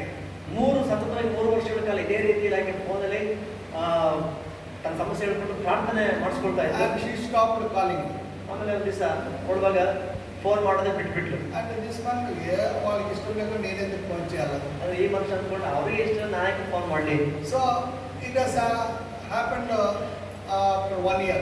ಮತ್ತೆ ಈಗ ಒಂದು ವರ್ಷ ಆಯ್ತು. ಅದಾದ್ಮೇಲೆ after 3 years prayer, after 1 year no response from that lady. 3 ವರ್ಷ ಸತತ ಪ್ರಾರ್ಥನೆ ಆಮೇಲೆ ಪೂರಾ ಒಂದು ವರ್ಷ ಆ ಸ್ತ್ರೀ ಕಡೆಯಿಂದ ಯಾವುದೇ ಫೋನ್ ಯಾವ್ದು ಬರಲಿಲ್ಲ. One day this man went for a meetings in that place. ಒಂದು ದಿನ ಈ ದೇವ ಸೇವಕರು ಆ ಸ್ತ್ರೀ ಅಂತ ಆ ಒಂದು ಊರಿಗೆ ಇವರು ಸೇವೆಗೋಸ್ಕರ ಹೋಗಿದ್ರು. And suddenly after the meeting this woman came and introduced herself. అయ్యా నేను పలానా వ్యక్తి మీ దగ్గర ప్రతిరోజు ప్రార్థన చేసుకుంటున్నాను. ఆ వ్యక్తి she came with a small child in this by holding in her hand. ಆ ಮೀಟಿಂಗ್ ಆದ್ಮೇಲೆ ಒಬ್ಬ ಸ್ತ್ರೀ ಬಂದು ಆಕೆ ಕೈಗೆ ಮಗು ಎತ್ಕೊಂಡು ಆಕೆ ಹೇಳಿದ್ರೆ, ಅಯ್ಯ ನಾನೇ ಇದಕ್ಕೂ ಮುಂಚೆ ನೀವು ನಮಗೋಸ್ಕರ ಪ್ರಾರ್ಥನೆ ಮಾಡ್ತಿದ್ರಲ್ಲ, ನನ್ನ ಸಮಸ್ಯೆ ಹೇಳ್ಕೊಂಡು ನೀವು ನಮಗೋಸ್ಕರ ಪ್ರಾರ್ಥನೆ ಮಾಡಿದ್ರಿ. Immediately when he interviewed, thank God at least he is alive. ಆ ಮಾತು ಕೇಳಿದಾಗ ಆಕೆಗೆ ಸಂತೋಷ ಆಯ್ತು. ಕನಿಷ್ಠ ಆಕೆ ಜೀವಂತವಾಗಿ he was thinking in his heart. Phone ಇಲ್ಲ ಅಂತಂದ್ರೆ ತನ್ನ ಮನಸ್ಸು ಆ ಥರ ಆಲೋಚನೆ ಮಾಡಿದ. ಫೋನ್ ನೇಮಕಾಲ ಸಚ್ಕೋలేదు. ಅಂದ್ರೆ ಸರಮ್ಮ ఎవరమ్మా ఈ పిల్లోడు ಕೇಳ್ದ, ಯಾರಮ್ಮ ಈ ಮಗು ಅಂತ. అయ్యా ఈ పిల్లోడు దేవుడు ఇచ్చినాడు అయ్యా నేను ప్రార్థన తల్లిండలు ఎంత ఇంటికి దేవుడు చేసిన మేళకు స్తోత్రాలు చెప్పేది లేదు. అయ్యా దేవుడు నన్ను ఆశీర్వదించాడు అని కూడా చెప్పలేదు. This kind of people we are. ಈ ರೀತಿಯ ಜನರು ನಾವು ಆಗಿರ್ತೀವಿ ಅನೇಕ ಸಾರಿ. So my dear brothers and sisters, ನನ್ನ ಪ್ರಿಯ ಸಹೋದರ ಸಹೋದರಿ, that's why we are coming to the presence of God for our wants or really we wanted to thank God. ಹೇಳ್ರಿ, ನಿಜವಾಗಿ ನಮ್ಮ ಅವಶ್ಯಕತೆಗೋಸ್ಕರ ಮಾತ್ರ ದೇವ್ರ ಸನ್ನಿಧಿಗೆ ಬರ್ತೀವಿ. ದೇವ್ರು ಬೇಕಂತ ಇಲ್ಲ, ನಿಜವಾಗಿ ದೇವ್ರಿಗೆ ಕೃತಜ್ಞತೆ ಸಲ್ಲಿಸ್ಬೇಕಂತ ದೇವ್ರು ಬೇಕಂತಲೇ ನಾವು ಬರ್ತಾ ಇದೀವ. God loves us and He cares us. ದೇವರು ಪ್ರೀತಿಸ್ತಾನೆ, ನಮ್ಮ ಬಗ್ಗೆ ಆದ ಶ್ರದ್ಧೆ ವಹಿಸ್ತಾನೆ. If He really punishes us, definitely we would have come to His presence without any problem. ನಿಜವಾಗಿ ದೇವ್ರ ನಮಗೆ ಏನಾದ್ರು ಶಿಕ್ಷೆ ಕೊಟ್ಟರೆ ಅವಾಗ ಮಾತ್ರ ನಾವು ಯಾವ ಸಮಸ್ಯೆನೂ ದೇವ್ರ ಹತ್ರ ಓಡಿ ಬರ್ತೀವಿ. Sometimes my friends is he used to tell, మా దేవుడు కోపం వస్తుంది మేము పోలేకుంటే మేము చేయలేకుంటాను. నీ దేవుడు ఏం దేవుడు. So they used to tell like that. ನಮ್ಮ ಸ್ನೇಹಿತರಿಗೆ ಅವ್ರು ಹೇಳ್ತಾ ಇದ್ರೆ, ನಾವು ಇದಕ್ಕೆ ಹೋಗ್ತೀವಿ, ದೇವ್ರ ಕೋಪ ಬಂದ್ಬಿಡ್ತೀವಿ, ಇಲ್ಲ ಅಂದ್ರೆ ಅದಕ್ಕೆ ನಾವು ಹೋಗ್ತೀವಿ ಪೂಜೆಗೆ ಅಂತ ಹೇಳ್ತಾರೆ. So God is a God who will comes and meet us when you are lonely. ದೇವ್ರ ಎಂತ ದೇವರಾಗಿದ್ದಾರೆ ಅಂದ್ರೆ, ನೀನು ಒಂಟಿಯಾಗಿರುವಾಗ ಯಾರು ಇಲ್ಲ ನಿಮಗೆ ಅನ್ಕೊಂಡ ಪರಿಸ್ಥಿತಿ ಇರುವಾಗ ಆತನ ಹತ್ರಕ್ಕೆ ಬರುವ ದೇವರಾಗಿ. And also in the Old Testament we see when Jacob was coming out of his father's house, he was alone, all alone, and he was with a fear he was going, but God met him on the way. ನಾವು ಯಾಕೋ ಶ್ರೀಮಂತ ಅಳವಡಿಕೆ ಆತ ತಂದೆ ಮನೆಗೆ ಹಿಂತಿರುಗಿ ಬರುವ ಸಂದರ್ಭದಲ್ಲಿ ಅದು ಒಬ್ಬೊಟ್ಟಿಗೆ ಉಳಿಬೇಕಂತ ಸಂದರ್ಭ ಬಂತು. So God encountered and strengthened him and made him to give it assurance that I am going to be with ಆ you. ಪರಿಸ್ಥಿತಿಯಲ್ಲಿ ದೇವರು ಅದನ್ನು ಸಂದರ್ಶಿಸಿದ, ನಾನು ಜೊತೆಗಿದ್ದೀನಿ, ನಾನು ಜೊತೆ ಇರ್ತೀನಿ ಅನ್ನೋದ ಭರವಸೆ ದೇವರ ಹತ್ರ ಕೊಟ್ಟ. So my dear brothers and sisters, ನನ್ನ ಪ್ರಿಯ ಸಹೋದರ ಸಹೋದರಿ, whether you believe it or not, whether you trust in your God or not, but still He loves you when you are in need, when you are in loneliness, when you are in the trouble. God is there to come and help you. ನೀನು ನಂಬ್ತೀಯೋ ಇಲ್ಲೋ ಗೊತ್ತಿಲ್ಲ, ಆದ್ರೆ ನೀನು ಖಚಿತವಾಗಿ ಭರವಸೆ ಇಡು ದೇವರಲ್ಲಿ. ನಿನ್ನ ಒಂದು ಏಕಾಂಗಿತರ ಪರಿಸ್ಥಿತಿಯಲ್ಲಿ ದೇವರು ಜೊತೆಗೆ ಇದ್ದಾನೆ, ಅದನ್ನ ಹತ್ರ ಮಾತನಾಡುವಂತನಾಗಿದ್ದಾನೆ. Recently one person, mother was telling, అలా వాడికి యాక్సిడెంట్ అయినప్పుడు వచ్చి అప్పుడు దేవుడి దగ్గర మరి వచ్చి, నాకు దేవుడు అద్భుతం చేసినాడు, కాపాడాడు, నేను చేసి తప్పింటేను, because I went away from God. He gave that testimony. ಈ ಮಧ್ಯೆ ಒಬ್ಬ ಹುಡುಗ ಯವನಸ್ಥ ಈ ಮಾತು ಹೇಳ್ತಾ ಬಂದ, ಹೌದಣ್ಣ ನಾನು ಸರಿಗೆ ದೇವರ ಹೋಗ್ಲಿಲ್ಲ, ಸದ್ಯಕ್ಕೆ ಬರಲಿಲ್ಲ, ದೇವರಿಗೆ ಸರಿಯಾಗಿ ನಡ್ಕೊಂಡಿಲ್ಲ, ಅದಕ್ಕೆ ನನಗೆ ಈ ಪೆಟ್ಟು ಬಿತ್ತು, ಆಕ್ಸಿಡೆಂಟ್ ಆಯಿತು, ಪಶ್ಚಾತ್ತಾಪ ಪಡ್ತಾ ಇದ್ದೀನಿ ಅಂತ ಹೇಳ್ದ. So still God loves us, that's why we are not being what you call killed or being died. ನೋಡಿ, ದೇವರನ್ನ ಪ್ರೀತಿಸಿದ್ದಕ್ಕೋಸ್ಕರನೇ ಇನ್ನೂ ನಾವು ಸತ್ತಿಲ್ಲ, ಜೀವಂತ ಲೆಕ್ಕದಲ್ಲಿದ್ದೀವಿ. So number 2, God comes in your need. ದೇವರು ನಿಮ್ಮ ಅವಶ್ಯಕತೆಗಳಲ್ಲಿ ಆತ ನಿಮ್ಮ ಹತ್ರ ಬರ್ತಾನೆ. When you are alone, when you are in need of His help, He will come. ನೀನು ಒಬ್ಬಂಟಿಯಾಗಿದ್ದು ಏಕಾಂಗಿಯಾಗಿದ್ದು ನಿನಗೆ ಸಹಾಯ ಅವಶ್ಯಕತೆ ಇದ್ದಾಗ ಆತ ನಿನ್ನ ಹತ್ರ So ಬರ್ಬಾತನಾಗಿದ್ದಾನೆ. Matthew chapter 4 and 24-26 we see that when disciples were going according to the word of Jesus, they were traveling in the boat, suddenly they faced a storm and the wind. ಮತ್ತನ ಸುವಾರ್ತೆ 4ನೇ ಅಧ್ಯಾಯದಲ್ಲಿ ನಾವು ಗಮನಿಸುವುದಾದ್ರೆ ನೋಡ್ತೇವೆ, ಶಿಷ್ಯರು ಯೇಸುವಿನ ಮಾತಿಗೆ ಅನುಸಾರವಾಗಿ ಅವನು ಸಮುದ್ರದಲ್ಲಿ ದೋಣಿಗೆ ಹೋಗಿರ್ಬೇಕಾದ್ರೆ ಇದಕ್ಕಿದ್ದಾಗ ಬಿರುಗಾಳಿ ತುಫಾನ್ ಬಂತು. But the Bible says immediately Jesus was coming to them walking on the water. ದೇವರ ಕೇಳುತ್ತೆ, ಯೇಸು ಸ್ವಾಮಿ ಅವರ ಹತ್ತಿರಕ್ಕೆ ಆತನು ನೀರಿನ ಮೇಲೆ ನಡೀತಾ ಅವ್ರ ಬಳಿಗೆ ಬಂದ. God knows that they are in trouble, but God doesn't want to stop them from praying on the mountain, but He came near the disciples in order to strengthen them and make the tempest to be stopped. ನೋಡಿ, ದೇವರು ಹೀಗೆ ಮಾಡಲಿಲ್ಲ. ಆ ಬೆಟ್ಟದ ಮೇಲೆ ದೇವರು ಪ್ರಾರ್ಥನೆ ಮಾಡ್ತಿದ್ದಲ್ಲ, ಅಲ್ಲೇ ಇದ್ದುಕೊಂಡು ಆ ಬಂದಂತ ಬಿರುಗಾಳಿ ಅವ್ರನ್ನ ಹುಟ್ಟದಂತ ತಡಿಲಿಲ್ಲ, ಬದಲಾಗಿ ಅವರ ಪರಿಸ್ಥಿತಿ ಅವರ ಮಧ್ಯದಲ್ಲೇ ಆತನು ಬರ್ಲಿಕ್ಕೆ ಮನಸ್ಸು ಮಾಡಿದ್ರು. A man of God said like this, ದೇವರ ಸೇವಕರಿಗೆ ಹೇಳಿದ್ರು, God will not be very near to you when you are happy, but when you are in trouble, in a problem, He will be very near to you. Sometimes He will carry you during that time. ಅವ್ರು ಏನಂತ ಹೇಳಿದ್ರು ಅಂತಂದ್ರೆ, ನೀನು ಎಲ್ಲ ಸುಖವಾಗಿ ಸಂತೋಷವಾಗಿದ್ದಾಗ ಬಹುಶಃ ದೇವರ ಹತ್ರ ಇರ್ಲಿಕ್ಕಿಲ್ಲ, ಅಷ್ಟ ಸಮೀಪವಾಗಿ. ಆದ್ರೆ ಯಾವಾಗ ನೀನು ಕಷ್ಟದಲ್ಲಿ ಇರ್ತೀಯೋ, ಬಾಧೆ ತೊಂದರೆಯಲ್ಲಿ ಇರ್ತೀಯಲ್ಲ, ಆ ಪರಿಸ್ಥಿತಿಯಲ್ಲಿ ದೇವರಿಗೆ ಬಹಳ ಸನ್ನಿಹಿತವಾಗಿರ್ತಾನೆ. And also when Jesus and His disciples, they were traveling in the boat, suddenly there also the tempest, the storm came. Then immediately they went to the Jesus, don't you care that we are dying? ಯೇಸು ಸ್ವಾಮಿ ಮತ್ತ ಸಂದರ್ಭದಲ್ಲಿ ಶಿಷ್ಯರ ಜೊತೆಗೆ ಇದ್ದುಕೊಂಡು ದೋಣಿ ಹೋಗಿರ್ಬೇಕಾದ್ರೆ ಅಲ್ಲಿ ಕೂಡ ಸಮುದ್ರದಲ್ಲಿ ಬಿರುಗಾಳಿ ತುಫಾನು ಬಂತು. ಶಿಷ್ಯರು ಗಾಬರಿಯ ಪ್ರಾಣ ಭಯದಿಂದ ಅದರ ಬಳಿಗೆ ಬಂದು ಸ್ವಾಮಿಯನ್ನು ಕುರಿತು ಶ್ರದ್ಧೆ ಇರುವ ಚಿಂತೆ ಇರುವಂತ ಎಬ್ಬಿಸಿದ್ರು. So we are also same category. ನಾವು ಕೂಡ ಅದೇ ರೀತಿಯ ಜನರಾಗಿರ್ತೀವಿ. Immediately person is ದೇವರಾದ್ರೆ ಸಚ್ಚಿಪದನಿಗೆ ಕೇರ್ ಅಂತ will go and will complain. ದೇವರ ಸಾಯಂಕಾಲ ಸ್ವಲ್ಪ ಚಿಂತೆ ಇಲ್ಲ ಅಂತ ದೇವರ ಹತ್ರ ಆ ರೀತಿ ನಾವು ಹೋಗ್ತೀವಿ ದೂರ So ಮಾಡಲಿಕ್ಕೆ. though Jesus was with them, the disciples were telling that we are dying. That is how can they die when Jesus is there? ಶಿಷ್ಯರು ಎಂತ ರೀತಿಯಲ್ಲಿ ಅವರು ಮಾತಾಡ್ತಾ ಇದ್ದಾರೆ, ಯೇಸು ಸ್ವಾಮಿ ಜೊತೆಗೆ ಇದಾರೆ ಅಂತ ಗೊತ್ತಿದ್ದು ಕೂಡ ಸ್ವಾಮಿ ನಾವು ಸಾಯ್ತೀವಲ್ಲ ನೀವು ಸ್ವಲ್ಪ ಚಿಂತೆ ಇಲ್ಲ ಅಂತ ಮಾತಾಡ್ತಾ ಇದ್ದಾರೆ. Sometimes I feel that why our prayers are not answered. We talk more than God. ಕೆಲವು ಸಾರಿ ಯಾಕೆ ನಮ್ಮ ಪ್ರಾರ್ಥನೆಗೆ ಉತ್ತರ ಸಿಗಲ್ಲ ಅಂತಂದ್ರೆ ನನಗೆ ಅನಿಸ್ತದೆ ನಾವು ದೇವರಿಗಿಂತ ಹೆಚ್ಚಿಗೆ ನಾವೇ ಜಾಸ್ತಿ ಮಾತನಾಡ್ತೀವಿ. We'll question the God and we ourselves will answer so many things. ನಾವು ದೇವರಿಗೆ ಪ್ರಶ್ನೆ ಮಾಡ್ತೀವಿ, ನಾವೇ ಅನೇಕ ಉತ್ತರಗಳು ನಾವೇ ಕೊಟ್ಬಿಡ್ತೀವಿ. That's why God says, okay, you talk whatever you want to talk. ಅದಕ್ಕೆ ದೇವರ ಮೌನವಾಗಿ ಸರ ಎಷ್ಟು ಮಾತಾಡ್ತೀವಿ ಮಾತಾಡೋದು ಸುಮ್ಮನೆ ಆಗ್ತದೆ. That's why if you go to the mental hospital, you know the doctors will tell what ಮಾತಾಡ್ತಾನೆ injection like that. God also will allow you. ಅವ್ನು ಆಸ್ಪತ್ರೆಗೆ ಹೋದ್ರೆ ಅಲ್ಲಿ ಗೊತ್ತಾಗ್ತ ಪರಿಸ್ಥಿತಿ ಅಂತಂದ್ರೆ ಅಲ್ಲಿರೋ ಪೇಷಂಟ್ ಜಾಸ್ತಿ ಮಾತಾಡ್ತಾ ಇದ್ದಾರೆ, ಡಾಕ್ಟರ್ ಮಾಡ್ತಾ ಸುಮ್ಮನೆ ಇರ್ತಾರೆ. ಯಾವಾಗ ಇಂಗ್ಲೀಷ್ ಕೊಟ್ಟರೆ ಮೌನ ಆಗ್ತಾರೆ ಅಂತ ಗೊತ್ತು, ಅದಕ್ಕೆ ಸುಮ್ಮನೆ ಇರ್ತಾರೆ ಅವರು. Also went to the Nimans ಸಮಸ್ಯೆ ಹೋಗಿದ್ವಿ. and that fellow was named I am Rajkumar. ಆ ವ್ಯಕ್ತಿ ಹೇಳ್ತಾರೆ ರಾಜ್ಕುಮಾರ್ ಅಂತ ಹೇಳಿ. And so many things are really when we see like that we feel so sad really. At the same time we feel that God really kept us in alive and with good sound mind. ನಿಜವಾಗಿ ಅದು ನೋಡುವಾಗ ದುಃಖ ಆಗ್ತದೆ. ಆದ್ರೆ ಒಂದು ವಿಷಯ ಅರ್ಥ ಮಾಡ್ಕೋಬೇಕು, ದೇವರು ನಮ್ಮನ್ನ ಸುಸ್ಥಿತಿಯಲ್ಲಿ ಇಟ್ಟಿದ್ದಾನೆ, ಕಾಪಾಡ್ತಾ ಇದ್ದಾನೆ. See, when you look all these things, really we have to praise God. ನಿಮ್ಮ ಸುತ್ತಮುತ್ತ ನಡೆದಿರುವಂತಹ ಭೀಕರ ಪರಿಸ್ಥಿತಿಗಳು ನೋಡುವಾಗ ನಿಜವಾಗಿ ನಾವು ಕೃತಜ್ಞತೆ ದೇವರಿಗೆ ಎಷ್ಟೋ ಸ್ತೋತ್ರ So ಸಲ್ಲಿಸ್ತೇವೆ. what I'm trying to make you to understand that really God has given all these things.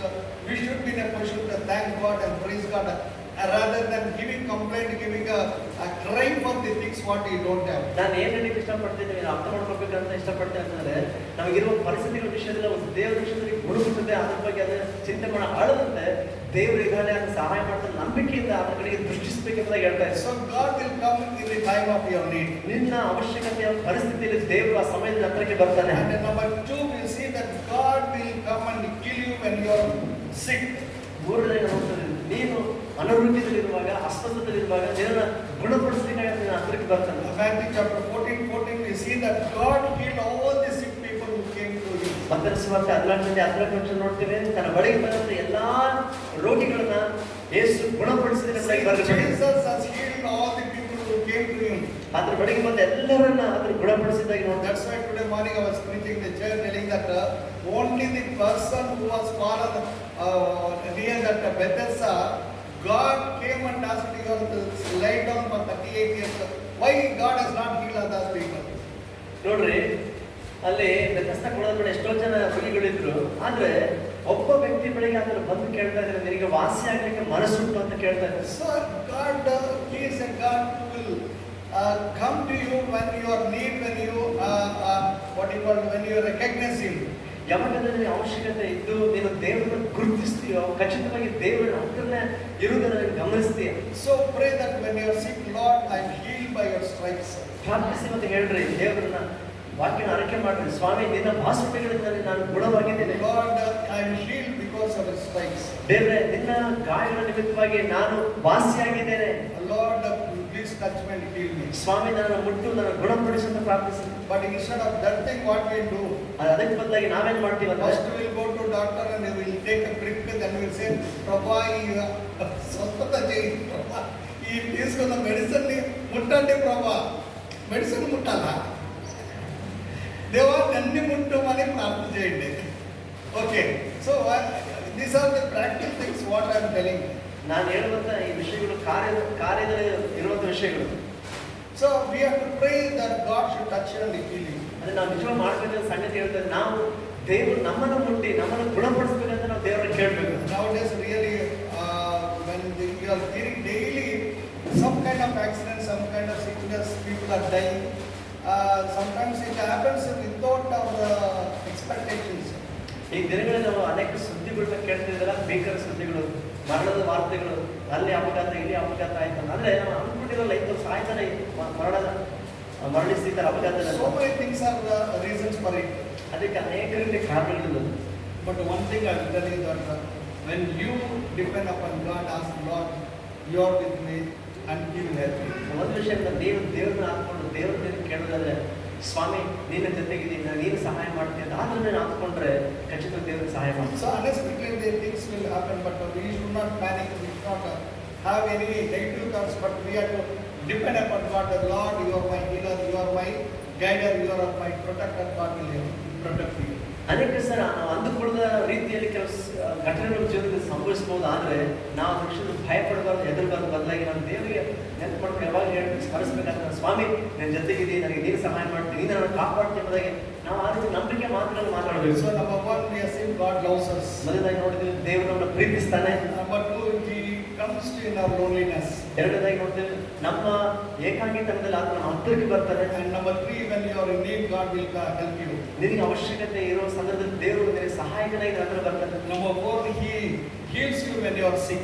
ನೀನು ಅನಾರೋಗ್ಯದಲ್ಲಿರುವಾಗ ದೇವರು ನಿನ್ನನ್ನು ಸ್ವಸ್ಥ ಮಾಡ್ತಾನೆ. Number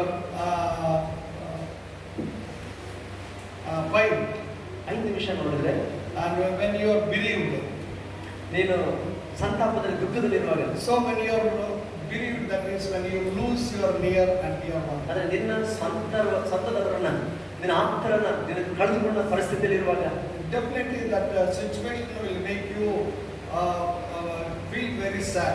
ಖಚಿತವಾಗಿ ಆ ಅಗಲುವಿಕೆ ನಿನ್ನಲ್ಲಿ ಎಷ್ಟೊಂದು ದುಃಖವನ್ನ ಸಂತಾಪವನ್ನು ತರ್ತದೆ. You feel that everything has gone in your life. ನಿನ್ನ ಜೀವನದಿಂದ ಎಲ್ಲ ಹೊರಟೋಯ್ತು ಅಂತ ನಿನಗೆ ಅನಿಸ್ತದೆ. So that time Jesus intervenes and He gives you the peace and joy. ಆ ಸಮಯದಲ್ಲಿ ದೇವರು ನಿನ್ನ ಆ ಪರಿಸ್ಥಿತಿಯಲ್ಲಿ ಆತನು ಮಧ್ಯೆ ಪ್ರವೇಶಿಸ್ತಾನೆ.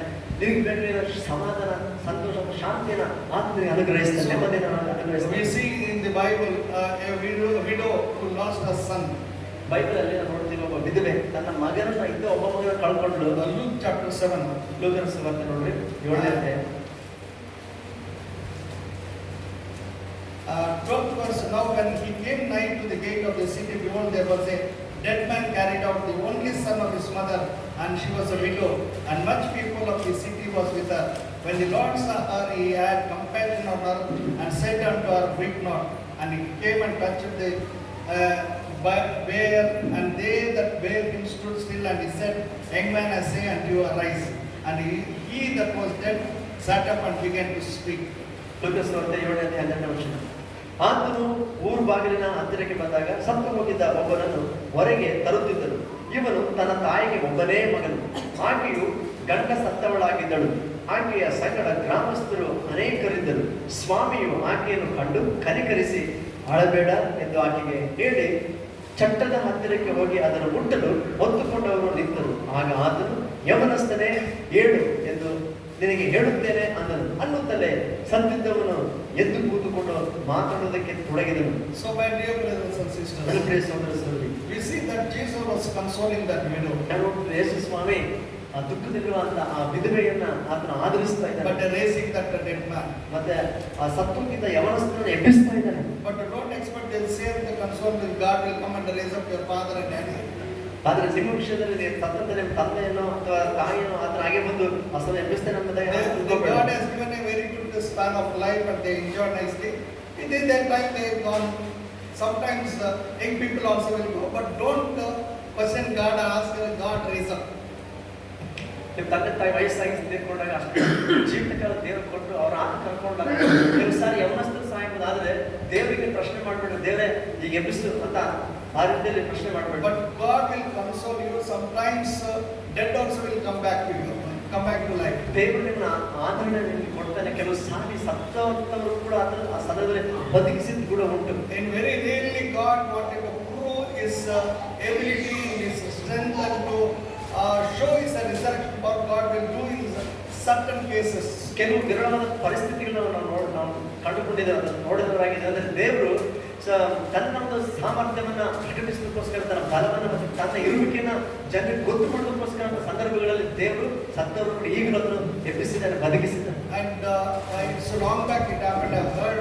I read in a testimony in a Christian magazine. ಒಂದು ಕ್ರೈಸ್ತ ಪತ್ರಿಕೆಯಲ್ಲಿ, ಮಾಸ ಪತ್ರಿಕೆಯಲ್ಲಿ ಬಹಳ ದಿವಸಗಳಿಂದ ಒಂದು ಸಾಕ್ಷಿ ನಾನು ಓದಿದೆ. And that person was not an atheist who doesn't believe in anything.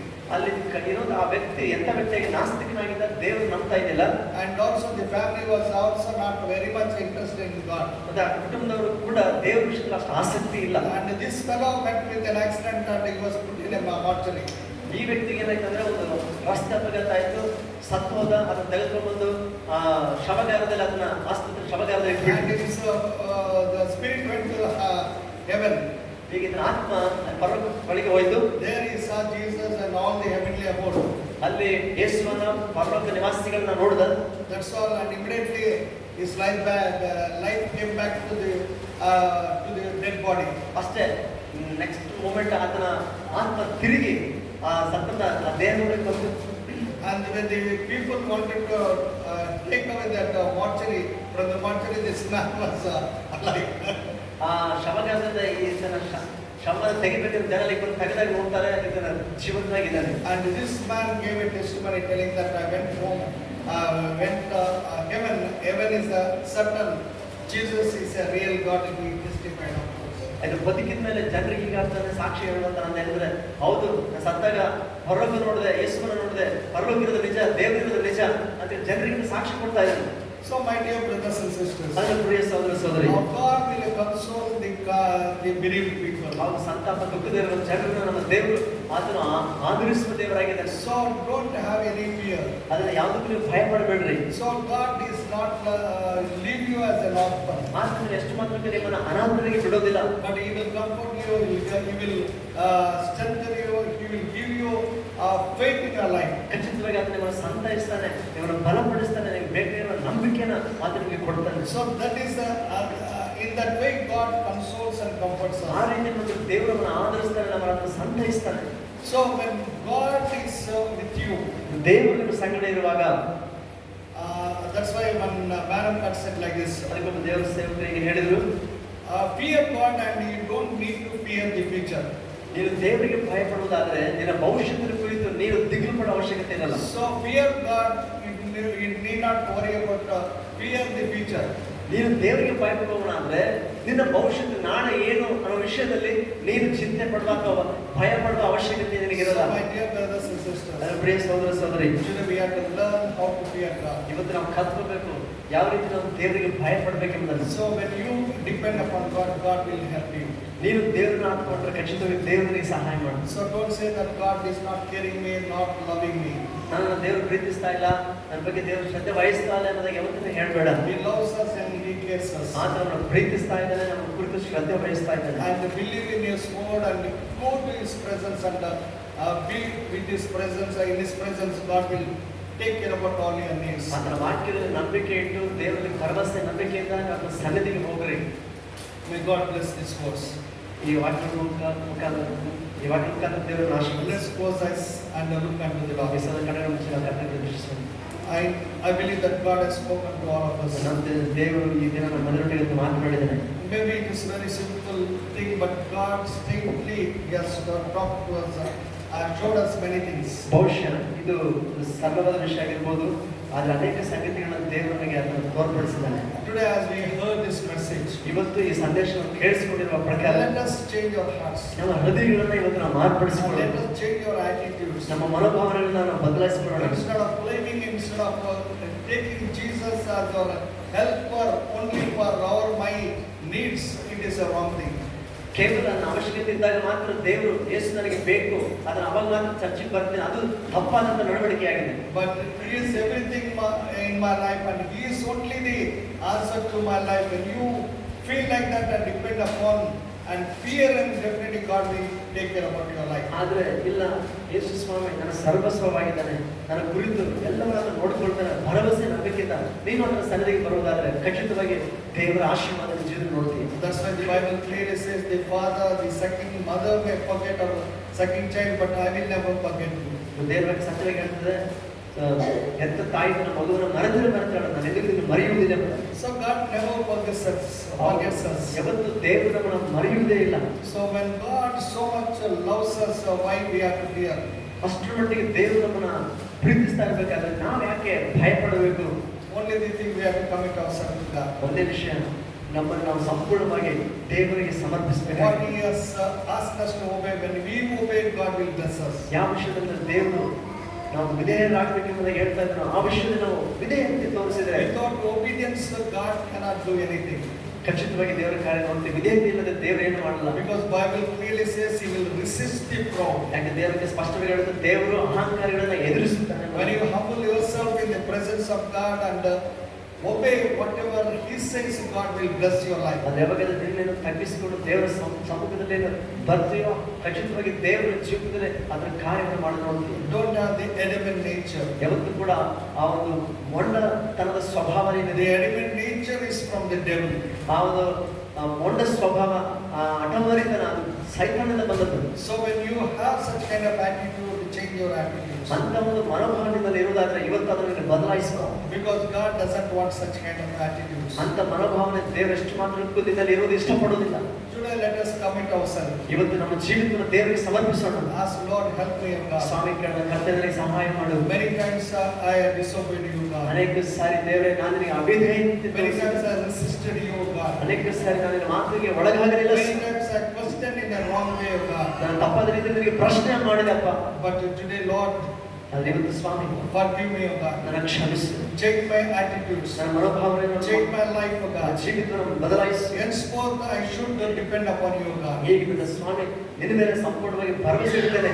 I believe in your word, O God. ನಿನ್ನ ವಾಕ್ಯದ ನಂಬಿಕೆ ಇಡುತ್ತೇನೆ. Help me to depend upon your promises, O ನಿನ್ನ God. ವಾಗ್ದಾನಗಳನ್ನ ನಾನು ನಂಬಿಕೆ ಇಡುವುದಕ್ಕೆ ನನಗೆ ಸಹಾಯ ಮಾಡು. Till my end, O God, help me to be faithful, O God. ನನ್ನ ಜೀವನದ ಕೊನೆಯವರೆಗೆ ನನಗೆ ನಂಬಿಕೆಸ್ತನಾಗಿರುವುದು ನನಗೆ ಸಹಾಯ ಮಾಡು. So when you pray like that, ಯಾರನ್ನು ಪ್ರಾರ್ಥಿಸುವುದಾದ್ರೆ God definitely will take care of our ದೇವರು life. ಖಚಿತವಾಗಿ ನನ್ನ ಕುರಿತು ಆತನ ಶ್ರದ್ಧೆ ವಹಿಸ್ತಾನೆ.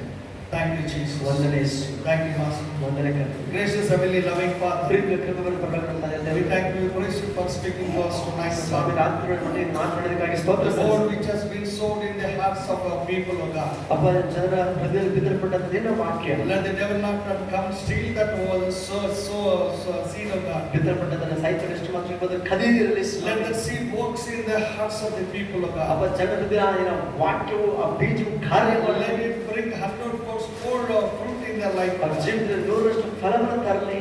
Henceforth, let each one of us depend upon you and trust 100% in our life, O God. ಈಗಿನ ನಮ್ಮಲ್ಲಿ ಪ್ರತಿಯೊಬ್ಬರು ಕೂಡ ಸ್ವಾಮಿ ಸಂಪೂರ್ಣವಾಗಿ ನಿನ್ನನ್ನು ಆತುಕೊಂಡು ನಿನ್ನಲ್ಲಿ ಭರವಸೆ ಇಡುವಂತೆ ಸಹಾಯ God ಮಾಡು. bless your people tonight, O God. ರಾತ್ರಿಯೊಳ ಅಪ್ಪ ನಿನ್ನ ಜನರನ್ನು Let ಆಶೀರ್ವದಿಸು. this word bring 100% fruit in their life, O ನಿನ್ನ God. ಮಾತು ವಾಕ್ಯವು ಅವ್ರ ಜೀವನದಲ್ಲಿ 100ರಷ್ಟು ಫಲವನ್ನು ತರಲಿ.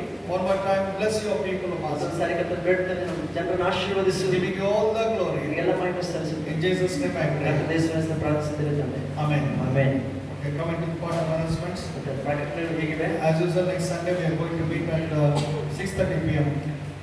ಮುಂದಿನ ಭಾನುವಾರ ನಾವು ಸಂಜೆ 6:30ಗೆ ತಿರುಗಿನಲ್ಲಿ ಸೇರಿ ಬರ್ತೇವೆ. So, okay, 6:30 we are going to meet. ಮುಂದಿನ ಭಾನುವಾರ ಸಂಜೆ 6:30ಗೆ ನಾವು ಬಂದು ಸೇರ್ತೇವೆ.